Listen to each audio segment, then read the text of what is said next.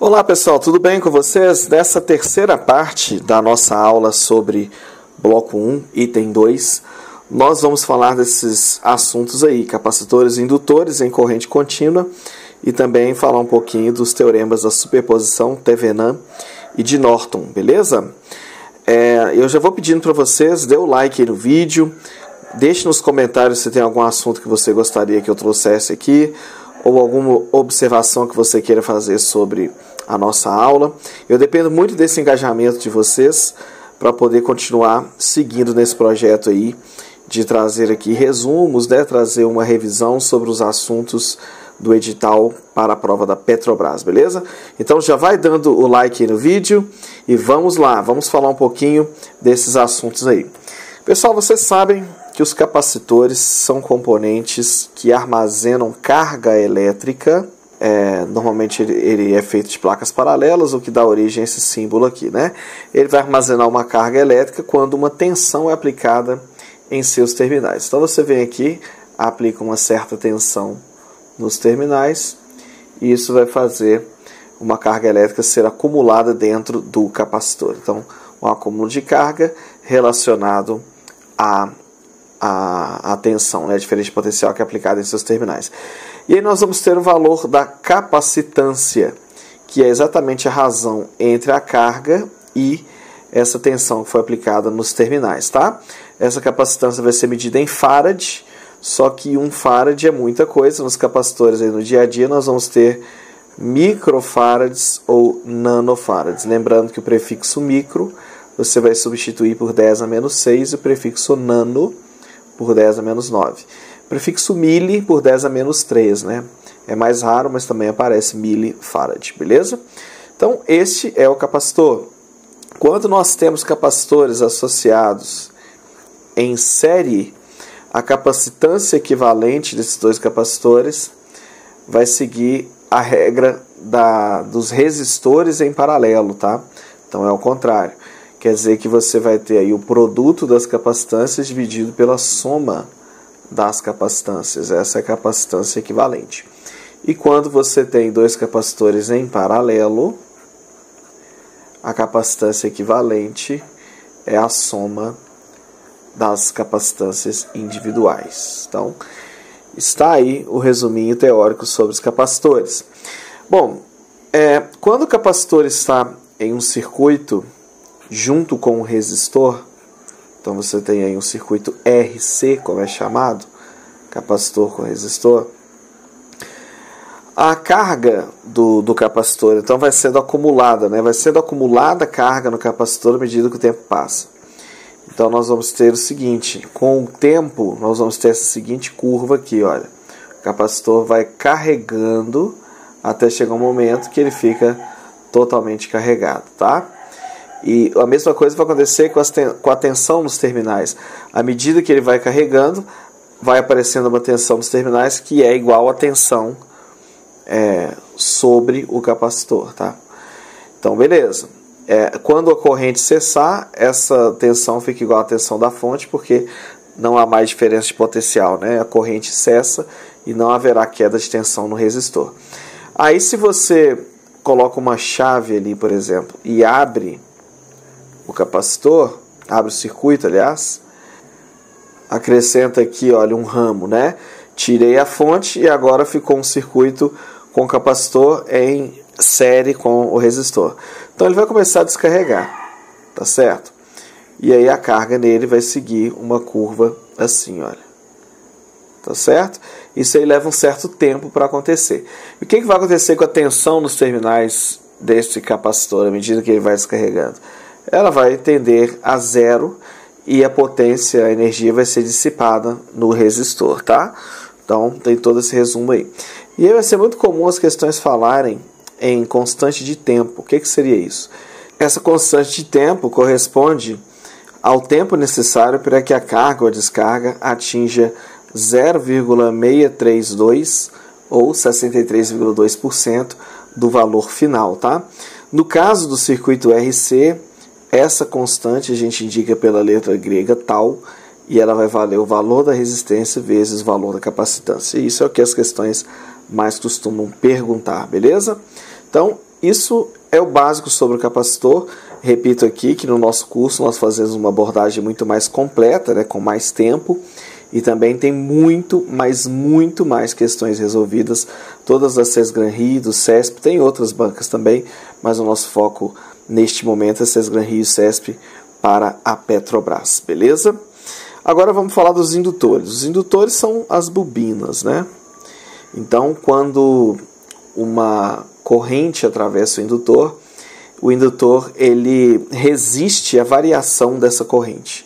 Se houver variação de corrente, vai aparecer uma tensão dos terminais do indutor contrariando essa variação da corrente, tá? E o capacitor é o contrário, né? O capacitor ele resiste a variações de tensão.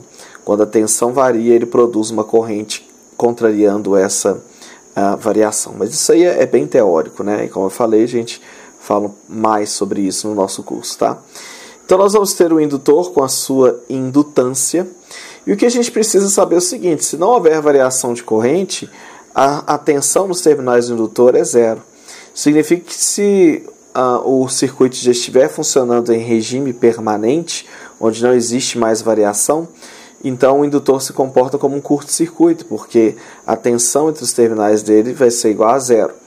Então isso é que a gente precisa saber mais aí sobre indutor, tá? Que em circuitos de corrente contínua, ele só vai haver uma tensão nos terminais do indutor se houver uma variação de corrente. Então, enquanto o circuito estiver ligando ou desligando, se houver uma variação abrupta, né, você acabou de fechar a chave, acabou de abrir a chave, aí a variação da corrente é muito alta e aí vai aparecer uma tensão no indutor, tá?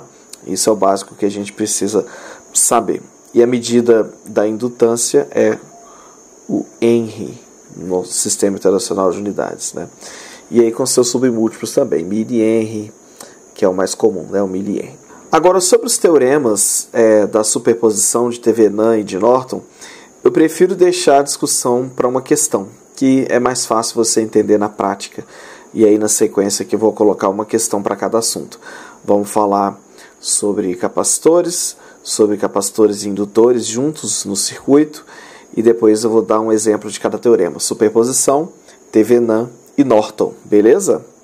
Começando aqui com uma questão da Sesgran-Rio, que caiu na prova da Eletrobras, questão para engenheiro. Figura a seguir representa um circuito que permite a carga e a descarga de um capacitor. O capacitor encontra-se inicialmente descarregado. No instante t igual a zero, a chave muda para a posição 1. Após o tempo necessário para o circuito atingir regime permanente, a chave é deslocada para a posição 2. Qual será a constante de tempo durante o processo de descarga do capacitor em segundos? Então eu vou pegar aqui a tinta vermelha. Olha só, quando a chave está na posição 1, vai fluindo aqui uma corrente pelo circuito e carrega o capacitor, né? Aí quando atinge o regime permanente, isso significa que o capacitor está completamente carregado. Nesse caso, ele se comporta como uma parte aberta do circuito. E pronto, chegou no regime permanente, nada mais que se fazer. Agora, quando a chave é colocada na posição 2, observa que essa fonte vai ser retirada do circuito. E na verdade o circuito vai se tornar esse daqui, né? Aí você vai ter dois resistores em série com o capacitor e ele vai começar a descarregar, dissipando toda a energia armazenada dele em forma de calor através dos resistores, tá? Qual é a resistência total? 1,8K mais 1,2K, 3,0 kΩ. Beleza, a constante de tempo é igual ao valor da resistência vezes o valor da capacitância. Então nós vamos ter 3 kΩ, que é 3 vezes 10 a 3, vezes 1 milifarad, 1 vezes 10 a menos 3. Muito cuidado para não dizer que aqui é microfarad, é milifarad. Então a potência é 10 a menos 3. 10 a 3 vezes 10 menos 3 dá 10 elevado a 0, vai cortar. Então nós temos 3. 3 segundos é a constante de tempo. Quer dizer que esse é o tempo que o capacitor vai levar para descarregar uma fração, seguindo aquele número lá que eu falei para vocês, da carga total que ele tem, né? Então, não é o tempo que ele leva para descarregar, tá? Muito cuidado com isso. Não é o tempo que o capacitor leva para descarregar é infinito, ele nunca vai se descarregar. Isso aí tem razões matemáticas por trás. Então, por isso que a gente usa constante de tempo. Normalmente, a gente considera que ele está completamente descarregado, para efeitos práticos, quando o tempo corresponde a 5 vezes a constante de tempo. Então, veja bem, esse capacitor jamais vai estar completamente descarregado. Isso, matematicamente, a gente mostra. Então, esse valor de 3 segundos quer dizer constante de tempo, que é um tempo padrão para ele descarregar uma certa fração do total. Nós consideramos para efeitos práticos que ele estará completamente descarregado após 5 constantes de tempo. Então, 15 segundos seria o tempo que eu poderia considerar esse capacitor completamente descarregado. E no enunciado da questão falou, tempo suficiente para entrar em regime permanente. O raciocínio é o mesmo. Após 5 constantes de tempo, você pode considerar que o circuito entrou em regime permanente porque o capacitor estaria completamente carregado. Porém, matematicamente, ele jamais estará completamente carregado, tá? Então tem essas diferenças aí. Lembrando que essa discussão eu mostro como, porquê, aplicações, projeto de circuito e tudo mais no nosso curso. Link na descrição desse vídeo. Capacitância, indutância e resistência são propriedades elétricas que relacionam tensão e corrente de diferentes formas. Essas propriedades são utilizadas para modelagem de diversos equipamentos e instalações, como, por exemplo, resistores, capacitores, indutores, máquinas elétricas e linhas de transmissão. A respeito desses elementos, diga qual afirmativa a seguir está correta. Letra A. Em corrente contínua, quando em regime permanente, em um circuito RL série, alimentado por uma fonte de tensão, a tensão da fonte pode ser observada quase totalmente sobre o indutor. Então, olha só, vamos lá, vou até desenhar esse circuito. Tem aqui a fonte, corrente contínua, tem aqui o resistor, tem o indutor. Em regime permanente, a tensão está toda sobre o indutor. Em regime permanente, a tensão no indutor vale... Quanto que vale essa tensão? Quanto que esse voltímetro vai ler? 0.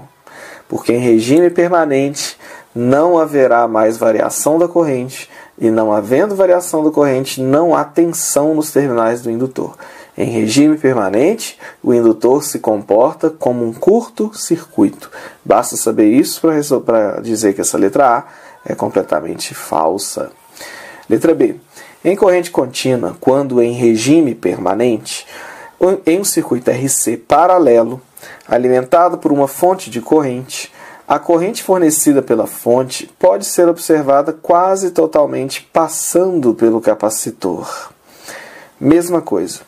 Em regime permanente, a corrente que atravessa o capacitor vale quanto? 0. Porque em regime permanente, num circuito CC, o capacitor se comporta como circuito aberto. Então não importa se é paralelo, se é série, está em regime permanente, o capacitor se comporta como um circuito aberto. Mas é claro, a gente pode desenhar isso aqui para entender melhor. Fonte de corrente em paralelo com um resistor e aqui o capacitor. A fonte de corrente em paralelo com o resistor é como se fosse uma fonte de tensão, não é isso? Isso aqui a gente pode dizer que é uma fonte de tensão que tem a tensão igual ao valor da corrente vezes o valor da resistência, não é? E o que acontece aqui é que no regime permanente o capacitor é circuito aberto. Então, não tem corrente nenhuma atravessando o capacitor. Letra C. Em corrente contínua em regime transitório, em um circuito RC série, alimentado por uma fonte de tensão, no momento t igual a 0 em que uma chave é fechada, a tensão sob o capacitor decai exponencialmente. Então, vou até desenhar esse circuito. Tem aqui uma fonte de tensão alimentando um circuito RC. Acabei de fechar a chave. E ele vai dizer que a tensão sobre o capacitor aqui, olha, decai. Esse capacitor está carregando ou está descarregando? Ele falou que ele vai fechar a chave e aí a fonte vai alimentar, não é isso o circuito? Olha, RC alimentado por uma fonte de tensão. Então a tensão no capacitor, na verdade, vai aumentar exponencialmente até atingir o seu valor final. Letra D. Em corrente contínua, em regime transitório, em um circuito RL paralelo, alimentado por uma fonte de corrente no momento t igual a 0, em que uma chave é fechada, a corrente que passa pelo indutor cresce exponencialmente. Não poderia ser mais perfeito, não é isso? O que acontece no circuito quando você fecha a chave? O que acontece no indutor? A corrente cresce exponencialmente. Maravilhoso. Elas vão até lembrar o gráfico aqui, olha. Ela vai fazer isso daqui. Letra E. Em um circuito RLC paralelo, alimentado por uma fonte de corrente contínua, quando em regime permanente, a corrente da fonte passa quase totalmente pelo ramo do capacitor. Nem precisa tanto preocupar com o fato de ser RLC, nesse caso aqui ele tem tanto o indutor quanto o capacitor, né? Tem os 3 elementos RLC, todos eles em paralelo, beleza? Só que ele está dizendo que a corrente vai passar pelo capacitor. Vai passar pelo capacitor se ele está em regime permanente. Regime permanente não tem corrente no capacitor. Então fez a letra E ficar falsa de novo. Portanto, o gabarito é a letra D mesmo. Bom, cabe comentar aqui, gente, que essa questão, embora a gente tenha feito a análise desse jeitinho aí, essa questão gerou controvérsia, tá? A banca, na verdade, falou que era a letra C. E eu já vi pessoas discutindo sobre essa questão. Não sei exatamente o que a banca pensou para dizer que era a letra C, não. Mas na análise que a gente fez aí, eu acredito que fique claro que é a letra D, né? Se vocês tiverem outra interpretação, eu estou aberto a compreender outro pensamento aí, mas o meu foi exatamente esse. Analise o circuito a seguir utilizando o teorema da superposição. A potência dissipada em R2 é aproximadamente igual a... Bom, gente, nós temos aqui então duas fontes, uma fonte de tensão e uma fonte de corrente. Daí a necessidade do teorema da superposição. Nós vamos analisar separadamente os efeitos. Na verdade, nós vamos analisar o circuito como se só existisse a fonte de tensão e depois como se só existisse a fonte de corrente. Então, eu vou começar pela fonte de tensão e para isso eu vou tirar a fonte de corrente. Então, vou fingir que ela não existe, vou deixar o circuito aberto no lugar da fonte de corrente, perfeito? E aí eu vou ter um novo circuito, então, vou poder redesenhar o circuito com uma fonte só. Como que vai ficar? Nós vamos ter paralelo aqui, não é isso? E aqui faltou a fonte aqui, né? Nesse aqui, a fonte 12 volts, 20 ohms aqui, 100 ohms aqui, 10 ohms aqui.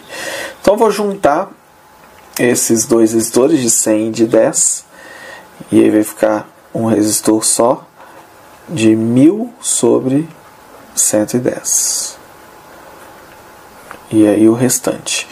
Então corta aqui 100 sobre 11 com 20 aqui. Então agora eu tenho duas resistências em série, né? Vou somar 20 mais 100 sobre 11. Vai ficar 220 mais 100. Portanto, 320 onzeavos. Qual que é a corrente que vai circular então? V igual a RI. Então 12 é igual a resistência total, 320 sobre 11, vezes a corrente. Logo, a corrente é 11 vezes 12 sobre 320. E por que eu fiz isso? Porque agora eu quero a tensão aqui desses terminais. Aí eu vou calcular a tensão aqui e o que sobrar é a tensão ali, né? Então, eu vou calcular a tensão nos terminais de R1. Vai ser o valor da corrente, 11 vezes 12 sobre 320, vezes o 20 que está ali. E aí eu vou poder simplificar, dividindo aqui por 20, aqui fica 16, aqui fica 1. E ainda dá para dividir o 12 com o 16. Dividindo por 4, aqui fica 3, aqui fica 4.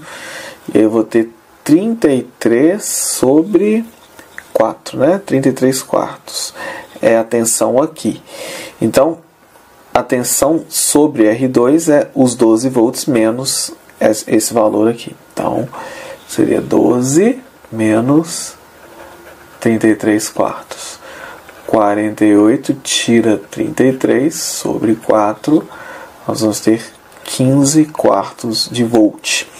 Então, ignorando a fonte de tensão, a tensão provocada exclusivamente pela fonte, ignorando a fonte corrente, a tensão provocada exclusivamente pela fonte de tensão seria 15 quartos de volt. Vou anotar aqui, ó. 15 quartos de volt. Ok, agora eu vou até trocar a cor aqui da caneta, porque nós vamos ignorar a fonte de tensão e considerar a fonte de corrente. Então, para isso eu vou curto-circuitar a fonte de tensão. Vou fingir que ela não existe, fazendo um caminho livre aqui para a corrente, né? Um curto-circuito. Então, vamos ver como fica o circuito nesse caso.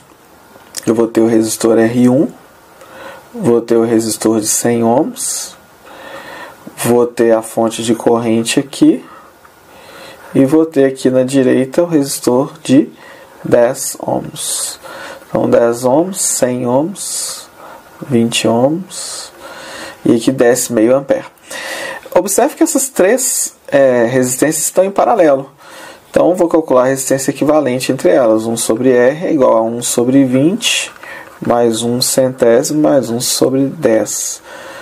E isso é igual a 5 mais 1 mais 10, 16 centésimos. Logo, a resistência é 100 sobre 16.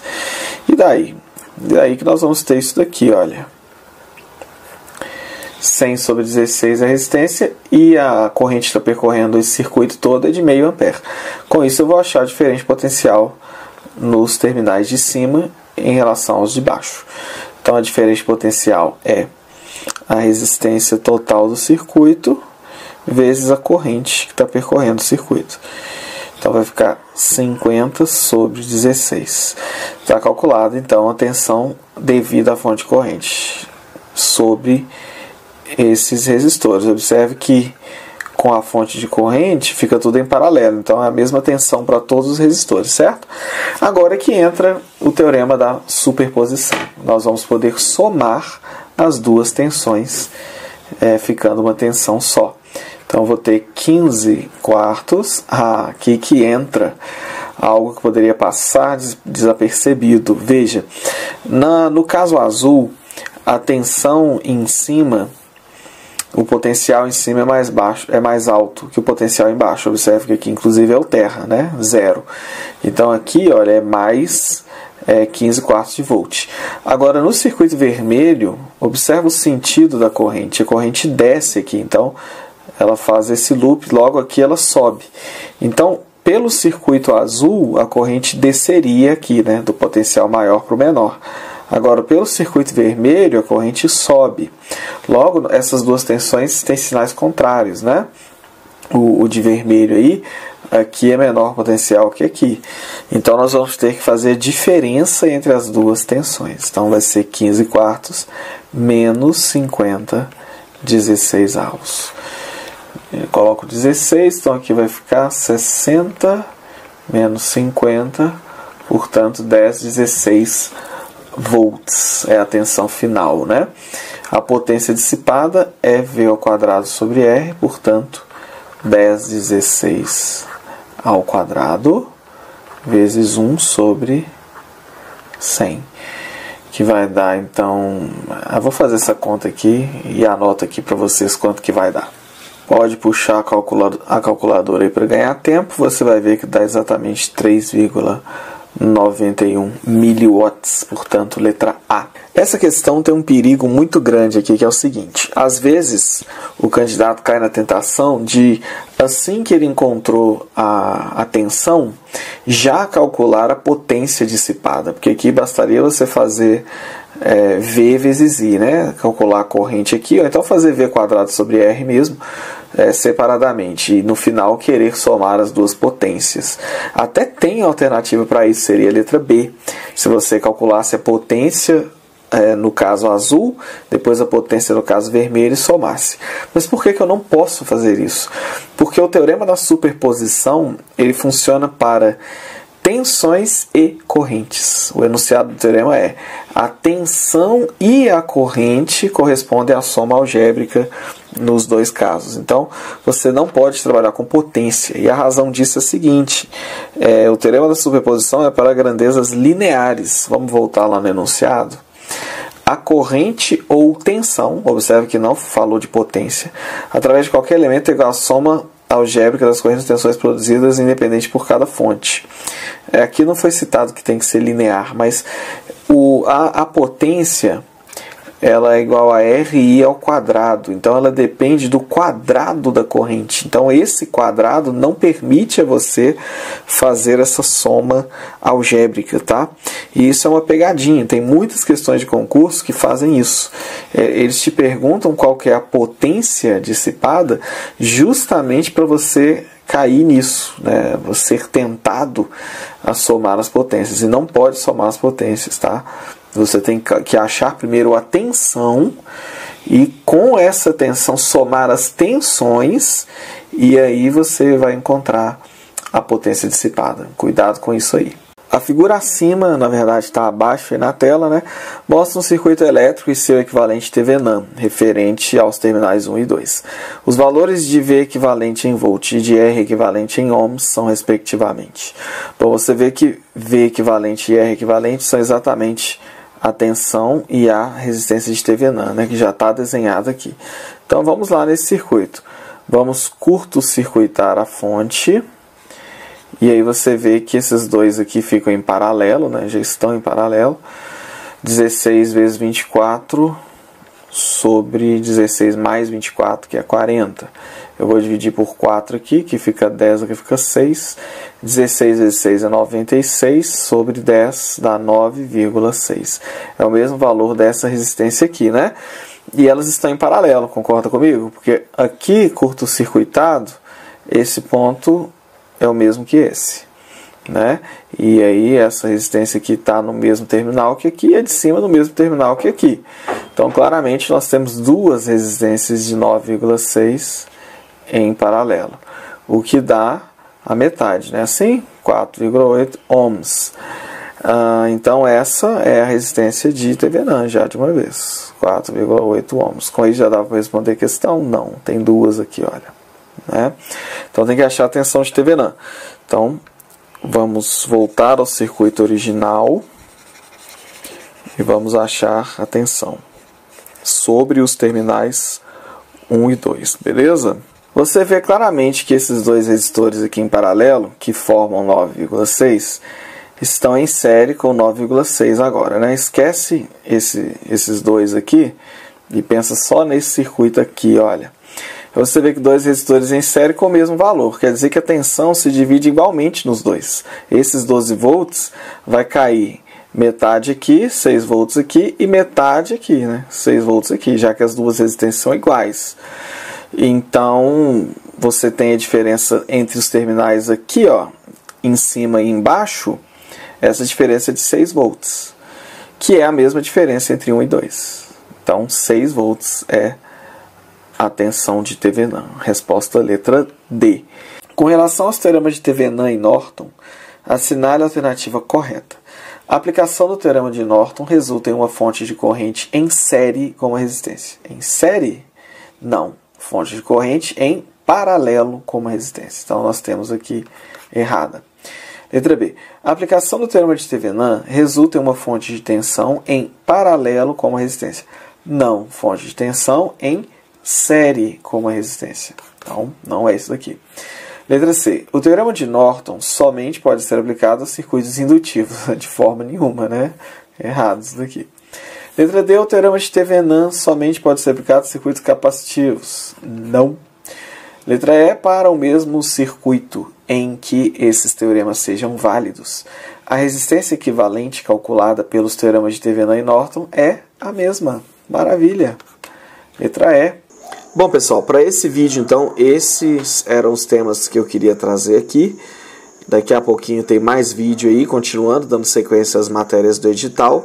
E não deixe de conferir o link que está na descrição do vídeo para você garantir o nosso curso completo. Tá? Uma preparação aí de qualidade, como você está vendo. Eu procuro sempre trazer aulas bem claras, procurando mesmo o sucesso de vocês, como foi com o pessoal da CEMIG, que garantiram os primeiros lugares aí no último concurso, tá? Quero que isso aconteça com você também na Petrobras. Me chama no WhatsApp, que eu sempre consigo um descontinho ou um bônus para você poder estudar melhor. Um abraço e até a próxima.